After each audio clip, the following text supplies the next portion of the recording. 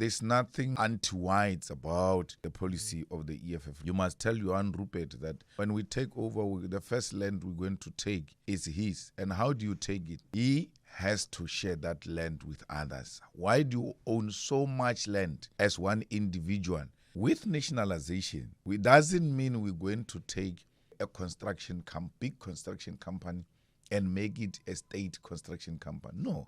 Nationalization, we mean establishment of a state housing construction company, state road construction company, and there could be a private-owned construction companies, but the state must have its own internal capacity to do its own thing. Our manifesto is very clear when it comes to LGBTQ plus communities. We are going to make sure that they are protected and they enjoy the rights like any other South African. Well, the middle class, especially black middle class, is very receptive of the EFF because they can relate to what the EFF is speaking about.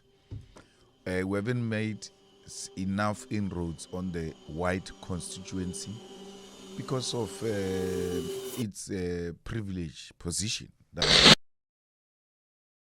There are those that distrust you, and I would then isolate a particular white voter demographic. I would isolate also a middle class voter demographic. There are people who distrust you with your policies and your position on nationalization, on expropriation of land. Have you been trying to allay any of those fears? Well, the middle class, especially black middle class, is very receptive of the EFF because they can relate to what the EFF is speaking about.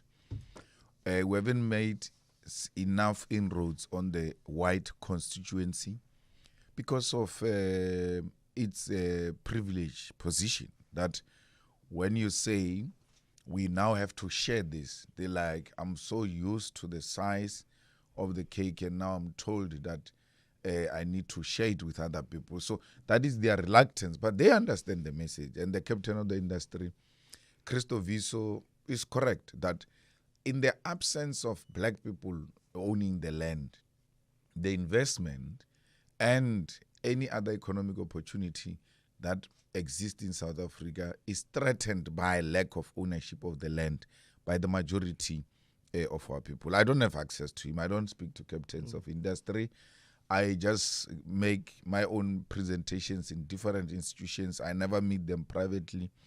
And I've made it my business not to engage with anyone in private conversations. So I go make presentations at places like RMB and other investment institutions to explain that there's nothing anti-whites about the policy of the EFF. So yesterday I said, you must tell Johan Rupert that when we take over, the first land we're going to take is his. And how do you take it? He has to share that land with others. Why do you own so much land as one individual and have so many people living in congested environment and unable to participate in the agricultural economy or any other economic activity because they don't have access to land? So that's all we say. In your manifesto, you're saying the EFF will nationalize the Reserve Bank, create state-owned banks in different sectors, establish a state-owned asset management firm, raise taxes, prioritize transformation over price considerations, establish state-owned companies, nationalize construction companies, designate key goods and service exclusively for the state. That causes some consternation for particularly people in the established market. Are you afraid of the established market? Well, they shouldn't be threatened by anything. The ownership of the Reserve Bank by the state is just an affirmation of our sovereignty, because main majority of the reserved banks in the world are owned by the state, and we cannot have our own reserve bank owned by individuals. So that's all we're saying. And with nationalization, it doesn't mean we're going to take a big construction company and make it a state construction company. No. Nationalization, we mean establishment of a state housing construction company, state road construction company, and there could be private-owned construction companies, but the state must have its own internal capacity to do its own things. And that's what we're saying. When we say we're going to nationalize the mines, it doesn't mean we're going to take Anglo-American mine. It doesn't mean we're going to take Impala Platinum mine. It simply means the state must own a mining company that will be given preference, especially on profitable minerals. The same goes with the banks. We're saying we establish a state-owned bank.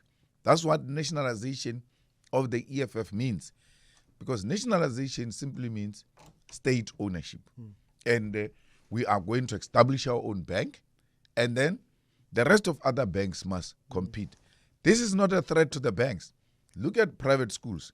The private schools are there, and public schools are there. The establishment of public schools did not lead to the closure of private schools.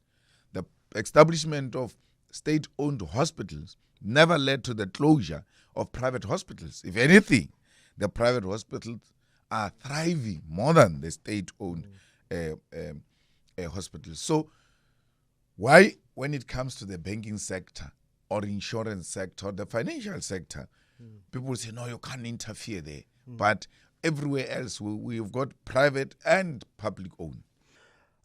Should politicians, should office bearers be forced to use public services, include public hospitals and public schools? Are your children in public schools? No. They are not in public schools because there are no public schools. The ANC has collapsed the education system. And you cannot say to me, Mr. Malema, you are now in parliament, go to a public hospital that is dysfunctional. You are actually asking me to commit suicide. So we need to, as the But EFF... 80% of South Africans rely on a public health service. If we are to feel empathy to those who making use of crumbling public services, then surely we should have the people making the decisions also not just having empathy, but actually experiencing that themselves. No, you can't ask me in the name of empathy that I must commit suicide so that I can rescue 80%. I have to be alive so that I can take over this government and correct those hospitals. And under the EFF government, which will be having decision-making powers, we are now going to force you to use public hospitals because those hospitals will be functional, those schools will be functional. And as part of our commitment to education, it must be free, it must be of quality, it must be decolonized, and we want mathematics to be compulsory in schools because we want our children to learn the necessary skills. Verwoerd said, what will a black child do with mathematics? And therefore denied us that opportunity. So we need to take it back and teach our children that which were denied. But largely, and the statistics and the methodology that's used is that the more middle class people use public service, the greater investment. My wife and I, we live next door to a public school. Literally, we could throw our kid over the fence and then she lands. Yeah. We have taken a decision to use and go to a public school. Fairly decently priced school fees. I understand my privilege of augmenting here and there, but I've decided as a South African, if I want a better service for all South Africans, as a middle class South African, I need to buy in. Why aren't more politicians doing the same? No. You are so privileged to stay next to a public school that is functional. It's not the reality in Gugulethu. No, it's the private school that's right next door. We take our child to a government school. That's what I'm saying. So you are one of the few privileged people who still have public schools that are functional. There are functional schools that are public that I know, but generally that is not the case. Okay. And it's not middle class that makes public education to be functional. It is the deliberate decision by government to ensure that public education must be functional. Okay, could you please ask Mr. Malema where the EFF support for the LGBT community comes from? If I'm not mistaken, they were the only party to speak out against the vicious anti-LGBT laws in Uganda. Our manifesto is very clear when it comes to LGBTQ plus communities. We are going to make sure that they are protected and they enjoy the rights like any other South African. And we've been the only party that has been vocal against the violation of the rights of the LGBTQ plus communities.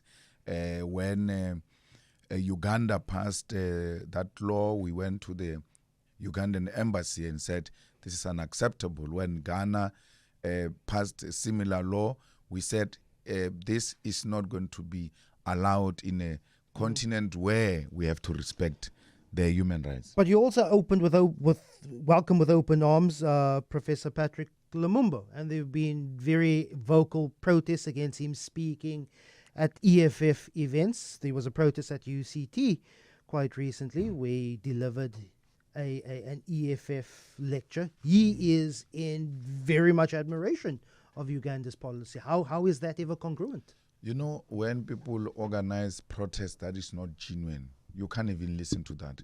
Because Lumumba supports that Ugandan law, but he's not the one who passed the law. The Ugandan president was here in South Africa, and nothing was said about him. But that was an attack on the EFF.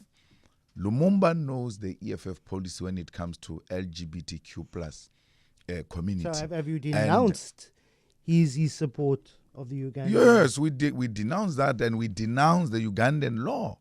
And when he was at UCT, he knew that the EFF position is very clear on that matter. But that was used to attack the EFF and not genuinely to protect the rights of the LGBTQ plus communities.